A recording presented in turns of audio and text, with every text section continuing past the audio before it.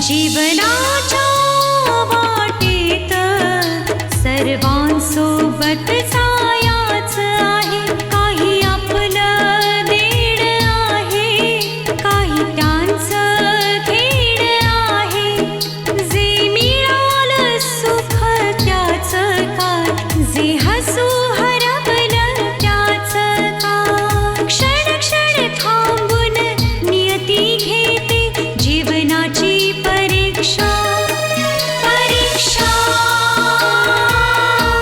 ही परीक्षा. परीक्षा खरी परीक्षा. तू तर लव्ह मॅरेज करून माझं सर्वात जास्त नुकसान करून टाकलंयस. आता आदर्शचं लग्न मी मोठ्या घराण्यात करून त्या नुकसानाचा डबल फायदा करून घेणार आहे. तुम्ही इकडे वरात काढण्याची घाई करत आहात आणि तिकडे पापाजी आदर्शची वरात काढण्याची घाई करत आहेत, आणि तेही कोणाचा न विचार घेता. बस तुम्ही म्हणाल तेव्हा साईन करू शकता. अहो, प्रथम विधी तर होऊन जाऊ द्या, नंतर साईन करायचीच आहे. आई, हे सर्व काय चाललंय? ही कोणाच्या लग्नाची बोलणी चालली आहे? अहो, हे भाऊसाहेब तर म्हणत होते की हा मुलगा दुबईला गेलाय आणि हा या मुलीबरोबर आलाय. ही मुलगी कोण आहे? जगमोहन, तुम्ही तर म्हणत होतात की आदर्श दुबईला गेलाय. हा, म्हणजे गुप्ताजी, आदर्श दुबईलाच गेला होता. पण पहा ना, कसा अगदी वेळेवर आला.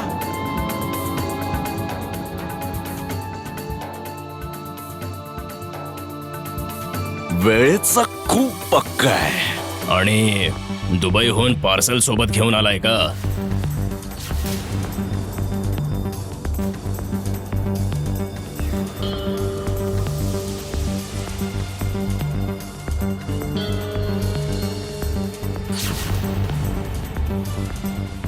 आदर्श, तुझ्या सोबत ही मुलगी कोण आहे?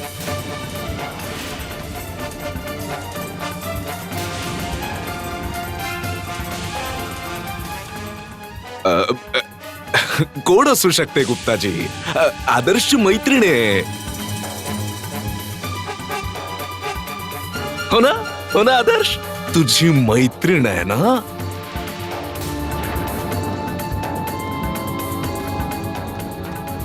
पप्पा, काय? मला तुमच्याशी काही बोलायचंय. मी हे लग्न नाही करू शकत.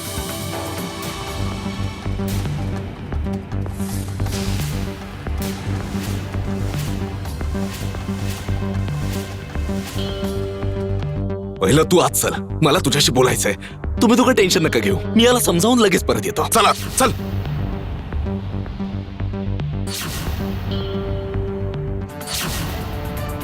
असं वाटतंय हा मुलगा या लग्नाला तयारच नाहीये. त्याने काय फरक पडतोय? त्याचा बाप तर एका पायावर तयार आहे, आणि मी या माणसाला चांगल्या प्रकारे ओळखतो. डीलच्या लालसेने आपल्या हिरो सारख्या मुलाचं नातं तुझ्या मूर्ख मुलीसोबत जोडूनच टाकेल.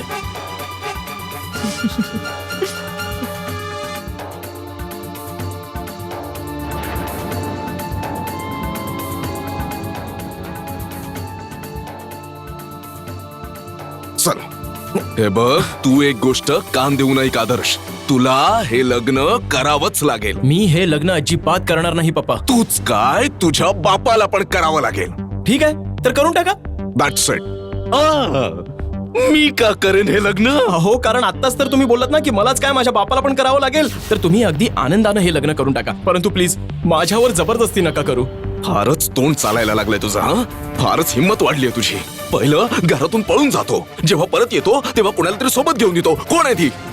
ती मुलगी आहे. मला दिसतंय की ती मुलगी आहे ते, पण ती मुलगी आहे कोण?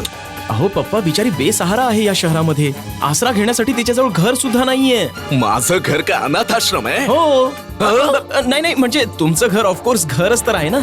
हे बघ गुप्ता, त्या मुलीविषयी काय विचार करत असेल हा? आपली अक्कल ठिकाणावर आण आणि पहिलं त्या मुलीला घराच्या बाहेर पळवून लाव.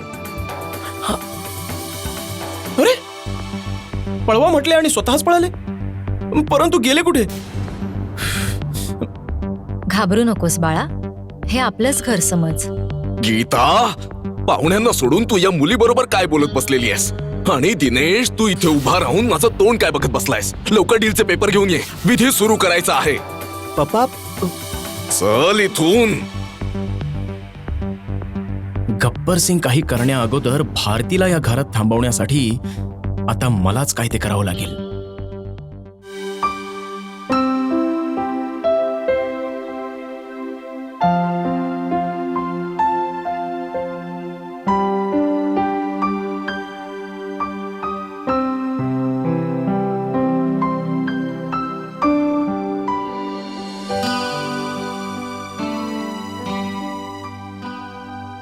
आजी,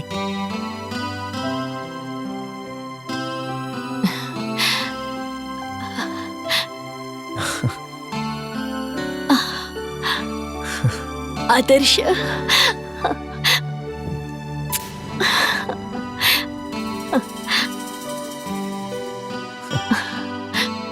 आजीच्या मनात जर भारतीने स्थान मिळवलं तर या घरातून तिला कुणीही बाहेर काढू शकत नाही.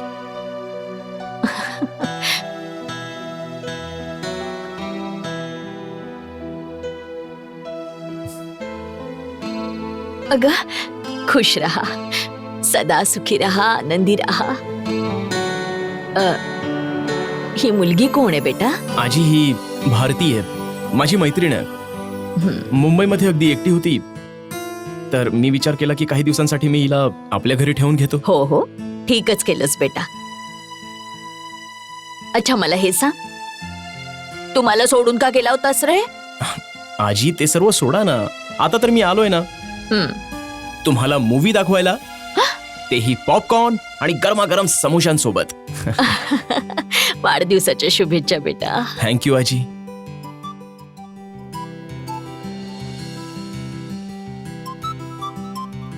जगमोहन, परीक्षा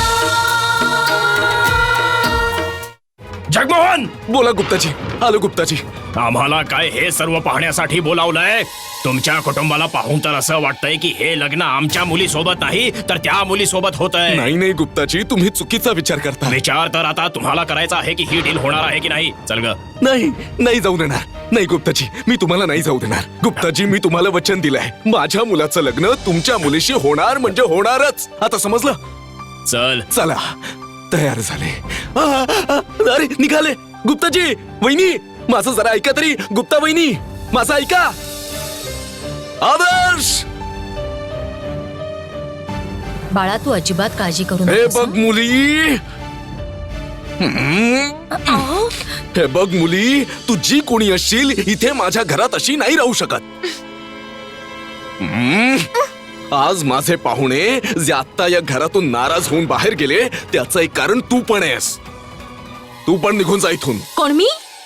तू का मध्ये येतेस? तू निघून जा इथून. हो पप्पा, माझं बोलणं तरी ऐका. चुप. मला इथे कोणीही बोललेलं पसंत नाहीये. हे माझं घर आहे. अहो पप्पा, पण हे तर चुप. तू चुप. तू मला तू म्हणतोयस? मी म्हणतेय. आई, बोल आई. हा, ही मुलगी इथेच राहील, कुठेही जाणार नाही. आई, तू या मुलीसाठी माझ्या निर्णयाच्या विरुद्ध उभी आहेस. तू ओळखतेस किती या मुलीला? काही लोकांना ओळखण्यासाठी वर्ष लागतात, पण काही लोक काही क्षणातच आपलेचे वाटायला लागतात. अरे, एक आई सुद्धा आपल्या होणाऱ्या बाळाला नाही ओळखत, पण जसं ती त्याला पाहते ना, पहिल्या नजरेतच ती त्याला आपलं मानते. आई, तुझी तब्येत खराब आहे. तू आत जाऊन आराम कर. तुला या भानगडीत पडण्याची काय गरज आहे? जर माझी तब्येत ठीक नाहीये तर तू का मला परत परत त्रास देतोयस? का तू माझं म्हणणं ऐकत नाहीये सांग? मी म्हणते ही मुलगी या घरातच राहील, इथेच राहील. आणि तू जर आपलंच म्हणणं खरं करायचा प्रयत्न केलास तर अरे आई, तू नंतर बोल ना. तू आधी बस आधी आरामात बस इथे. अरे कोणीतरी तिला लवकर घेऊन या. डॉक्टर, नाही नर्स, नाही बाळा लवकर जाऊन पाणी घेऊन ये. हा, कोणीतरी पाणी घेऊन या लवकर. आई, शांत हो. आई तू शांत हो. आरामात बस. हा तू शांत हो. पप्पा पाणी द्या. मला का पाणी पाजतेस? आई पाणी पी. पाणी पी आई. आई तू ठीक तर आहेस ना? ठीक आहेस ना? आज हॉस्पिटलचा खर्च वाचला. जग्या, हॉस्पिटलला जायचंय. हे घे. घे. बोल आई, काय बोलायचं होतं तुला? आता मला बरं वाटतंय. खूप झाल्या आता सगळ्या कटू गोष्टी. आता मी आदर्शच्या वाढदिवसाचा केक खाऊन तोंड गोड करणार आहे. हो आजी, तुम्ही अगदी बरोबर बोलताय. मी लगेच जाऊन केक घेऊन येते. ए केकवाली, खबरदार जर केकला हात लावलास तर मी तो केक परत करायला चाललोय.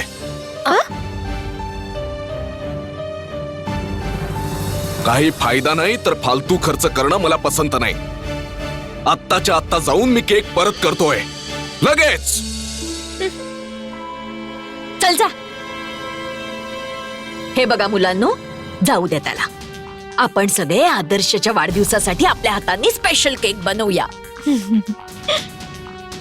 जो गोडवा आणि प्रेम हाताने बनवलेल्या केक मध्ये तो रेडीमेड केक मध्ये आहेच कुठे? जा बेटा, तू फ्रेश हो बरं. आणि आजपासून तू इथे या घरातच राहशील. पण आजी, पण बीण काही नाही. आजी म्हणालीस ना, मग आजीचं सगळं काही ऐकायला लागेल. समजलं? आदर्श, हो आजी. घ्या आजी साखर. आजी एक बोलू का? तुम्ही ना ग्रेट आहात. कसं त्या मुलीसाठी तुम्ही पापाजींची तर हवाच काढून टाकली. मम्मी, मुलगी नाही, भारती नाव आहे तिचं. आणि आई, तुम्ही तिला घरी ठेवून फार चांगलं केलं. पण मला तर एक गोष्ट समजलीच नाही की आदर्श तिला आपल्या घरी का घेऊन आला. आणि आजी, तुम्ही का तिला इतकं प्रेम दाखवत होता? मला तर असं वाटतंय की या दोघांमध्ये काहीतरी आहे. अगं, ज्या प्रकारे ते दोघं एकत्र माझ्या पाया पडले ना, असं तर कुठलं तरी जोडपच पाया पडतं. अगदी खरं बोललात तुम्ही आई. आजच मी एक स्वप्न पाहिलं की आदर्श घरी परत आलाय. आणि तो खरंच आला. याचा अर्थ हा की माझं स्वप्न खरं झालं. हो तर 100% करेक्ट. आणि या स्वप्नानंतर मी अजून एक स्वप्न पाहिलं की आदर्श लग्न करून आलाय. आणि पाहिलंत, तो सोबत भारतीला घेऊन आलाय. याचा अर्थ हा झाला की माझं स्वप्न 100% खरं झालंय. माझं मन तर 100% मला हेच सांगतंय की भारती या घरची सून होणार आहे. आई, जर खरंच असं झालं तर किती छान होईल ना. किती सुंदर दिसते भारती आणि आदर्शची जोडी. ओय, रब करो असंच हो. माहित आहे, त्या गुप्ताची ती स्टुपिड डॉटर कमीत कमी या घरची सून तर नाही होणार. पण आई, जर खरंच असं झालं तर भारती तुला पसंत आहे ना ग? अगं विचारतेस काय? पसंत आहे मला. भारती मला खूप पसंत आहे. आणि मला पसंत नाही? मला तर फारच पसंत आहे. होय तर आजी, तुमची पसंत आणि तुमचं भारतीला आपल्या सुनेच्या रूपात पाहणं हे किती योग्य आहे ह्याचा शोध तर घ्यायलाच लागेल. पण आजी, अगं पप्पा हे नातं मानतील की नाही? कारण ते तर तसेही भारतीवर रागवलेलेच आहेत. बिचारी भारती, कुणास ठाऊक आता या वेळेला तिला काय फील होत असेल ते.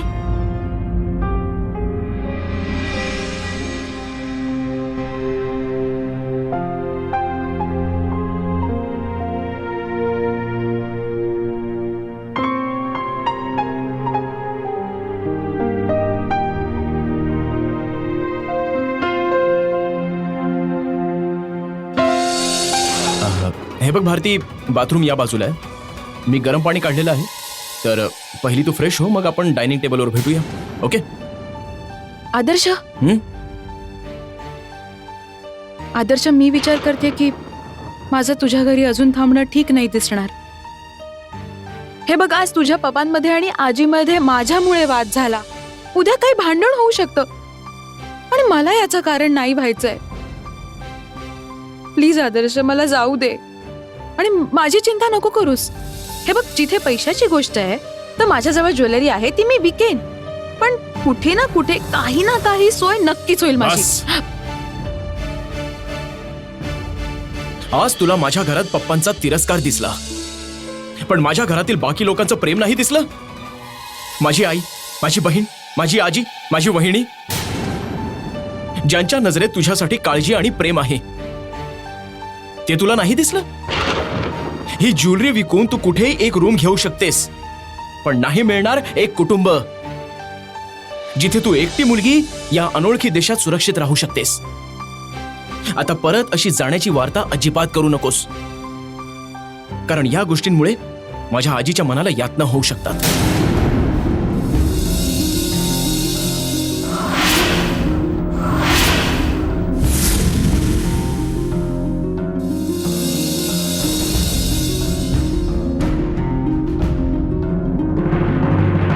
आज जर सीमा इंडियात असती तर मला कधीच कोणा दुसऱ्याच्या घरी आसरा घ्यायची गरजच भासली नसती. I am missing you Seema. I am missing you lot.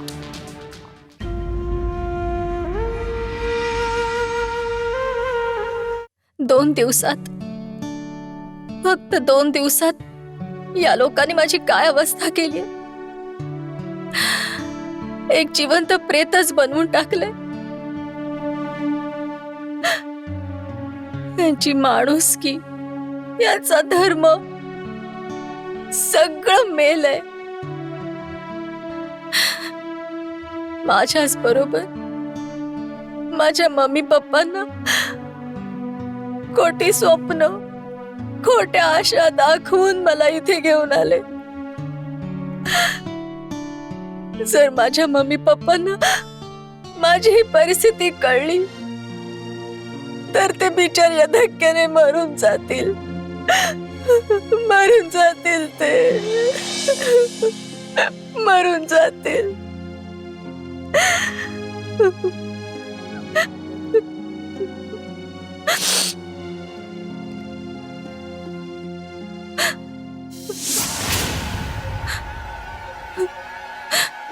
कुठपर्यंत कुठपर्यंत फेडतील हे लोक त्यांचं पाप. या लोकांना तर परमेश्वराची पण भीती नाही वाटत. मतलबी सारी नाती त्यांना जपायाचे आहे. हा काळ चुकीचा असो तरी चालवायाचे आहे. तू बोल पण कोण समजेल का. पण मला माझ्या परमेश्वरावर पूर्ण विश्वास आहे. ज्यावेळी त्याचा क्रोध यांच्यावर तुटेल, सर्वनाश होईल या सगळ्यांचा. सर्वनाश.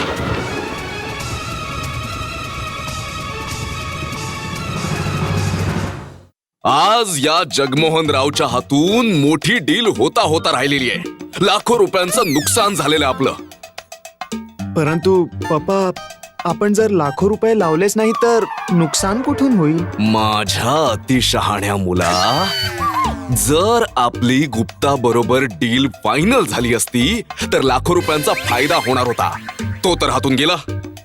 असं समज की लाखो रुपयांच्या फायद्याऐवजी नुकसान झालं. फायद्याचं नुकसान? तू तुझं डोकं नको चालवूस माझ्या फायद्याचा नुकसानाचा विचार करण्यात. आता तर मी या गुप्ता बरोबर ही डील फायनल करूनच राहणार आहे. आणि त्यासाठी सर्वात आधी आदर्श बरोबर आलेल्या त्या मुलीला लवकरात लवकर घरातून बाहेर काढायला हवं. ही मुलगी आता या घरात नाही राहू शकत.